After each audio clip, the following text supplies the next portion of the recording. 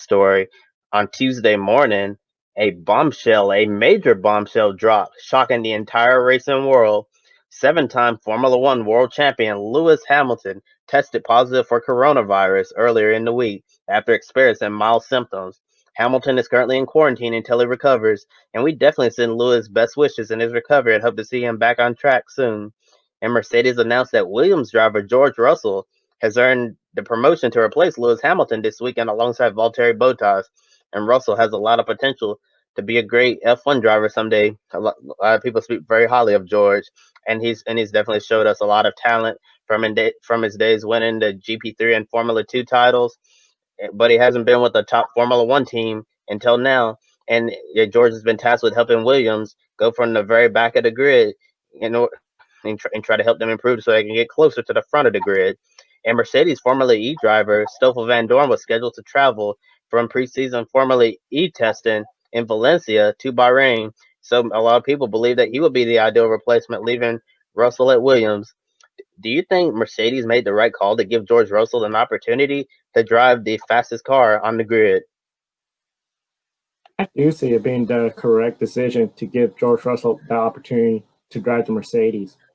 He's been driving Formula One cars. He's been on the essentially racing against everybody.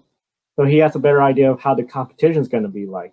Now, of course, he's going to be in a much faster car, a team that is their goal is to just go out there and win races. Not like the Williams team where they're just, hey, let's finish the race, try to improve our pace, maybe try to get some points. He is now in a team that, okay, you got a car and we anticipate a win.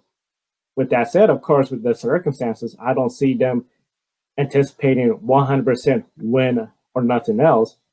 George Russell's going to have a little bit of learning curve with a new car, getting a new team, new procedures, all sorts of changes. But definitely when it comes to the competition, he knows how everyone's going to race him. The one advantage, of course, if he could get pole or front row, his competition is behind him. And even though this could be a race where there's going to be a lot of slipstream, a lot of drafting, if he could stay up front, then he's going to have an easy route to victory. I know a lot of folks want to see Stoffel Van Dorn get in there, but he has to be in a race car, particularly a Formula One race car, since 2018. Yeah, and that's one thing, and that's a great point right there. Yeah, yeah, Stoffel Van Dorn, he's been doing extremely well over in Formula E, but George Russell has experience in the 2020 version of the Formula One cars, and Russell's ran all of the races this season, and and when I look at George Russell, I see him as the future of Mercedes. I think whenever Lewis Hamilton decides to retire or the team decides to move on from Valtteri Bottas, I think George Russell is gonna be the next driver up at Mercedes, and I do think that this is a great opportunity for Mercedes to see what they have in George Russell. They see what he's been able to do with Williams to maximize the potential of their car, and now that he's gonna be in the fastest car, it's certainly going to be interesting to see what he can accomplish in Bahrain, and maybe George Russell will shock the world and win on debut for Mercedes. I'm sure a lot of people would go crazy and start screaming and jumping up and down if George Russell was able to win with Mercedes in Bahrain. And with Russell getting promoted to Mercedes for the weekend, Williams needed to find someone to take his spot alongside Nicholas Latifi. And Williams ended up choosing its reserve driver, Jack Aitken, who races in Formula 2 at Campos Racing. And Aitken has won a few Formula 2 races in his career and finished fifth last year in the championship.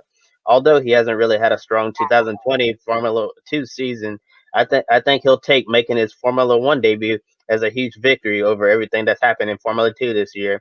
What should we expect from Jack Aitken in his Formula One debut? Debuting with Williams and concerning the state Williamson, biggest thing, finish the race, try to gain experience. It could be a similar situation to Fittipaldi. It could be your one Formula One race, and then that's it. Make the most of it. Learn everything you can. Have a good race. If this is a crazy, unpredictable race, if you keep your nose clean, keep the car in one piece, you're going to really start to stand down. And this race could be really unpredictable. I mean, earlier I predicted we might see a Haas at this point. We know sometimes things go crazy. We might see a Williams score point. But I think for Jack, big thing is just enjoy the experience, learn from it, and then definitely just complete the race, finish all the laps. Yeah, yeah, definitely. I think that's gonna be the best thing for Jack Aiken to do. Try you go out there, try your best, have a great time, complete all the laps. Because yeah, because Jack Aiken, he's a little bit older than a lot of the other drivers who enter Formula One. So this very well could be one of his only shots to ever race in Formula One, kind of like Pietro Fittipaldi. There's not really a path for him to get a to get a full time seat in Formula One next season. I don't know what 2022 is going to look like, obviously, but as of right now, there's not really a clear path for either Pietro Fittipaldi or Jack Aiken on the grid. So I think the best thing you can do is just go out there, have a great time, and if it's your only race, at least you can say that I was a Formula One driver, and not many drivers all across the world can say that they were able to race in Formula One. So even if it's just one race or two races, that's still a huge accomplishment because most drivers don't get to race in Formula One. And now taking a look at Valtteri Bottas, we all know that Valtteri has faced a lot of criticism over the years, and he's often compared to his teammate Lewis Hamilton. Yeah, yeah, because both of them drive the fastest cars on the grid, and and we know Hamilton also clearly gets the best of him most of the time. And people wonder how Valtteri cannot get closer to Hamilton in terms of performance because the cars are the two fastest. Yeah, and I'm sure Valtteri is really tired of hearing it all the time. I know if people were saying that about me, I'd feel the exact same way. And it must be frustrating for him that Mercedes doesn't seem to commit to him long term instead of giving him a longer contract. You know, they're doing like these little mini contracts and stuff. You know, almost like year to year. And George Russell will definitely have some pressure on him this weekend to perform and show Mercedes that he should be considered for a future full time seat with the Silver Arrows. Do you think Valtteri Bottas will have a ton of pressure on himself as well, not wanting to get outperformed by George Russell? Yes, especially as you mentioned, the mini contracts, the 1 year deals. If George Russell was to go out there, pole, lead most laps, win, Valtteri Bottas will be under a lot of pressure about his spot beyond 2021. Honestly, I know prior to the start of the season and then prior to the pandemic, which delayed the season, I was wondering how much of a hot seat Valtteri Bottas will be in to perform 2021. Of course, everything with the pandemic has changed, and then it was announced he will return to the seat 2021. But now this is George Russell's golden opportunity. Go out there, make the case that, hey, for 2022 and beyond, I should be in there. So even if Lewis Hamilton does return 2021, 2022, he could be racing there with Lewis. And I think that could be a really big changing point when it comes to Lewis Hamilton if he's still around racing at 2022 with teammate George Russell, who has a lot of potential and really wants to prove I belong here. Look how much I could bring to the team, and look at me watch it and win these races.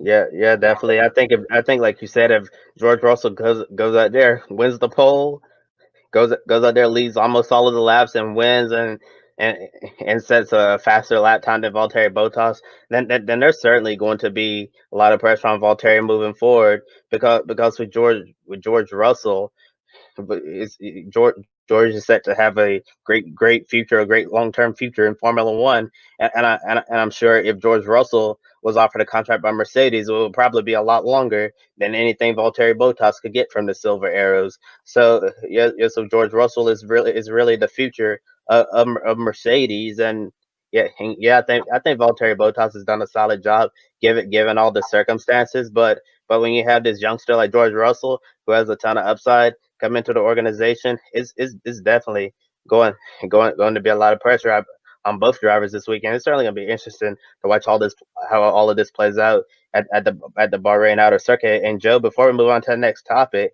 I wanted to share something that Roman Grosjean just posted on Instagram. He wrote a reflection on what's happened in the past few days.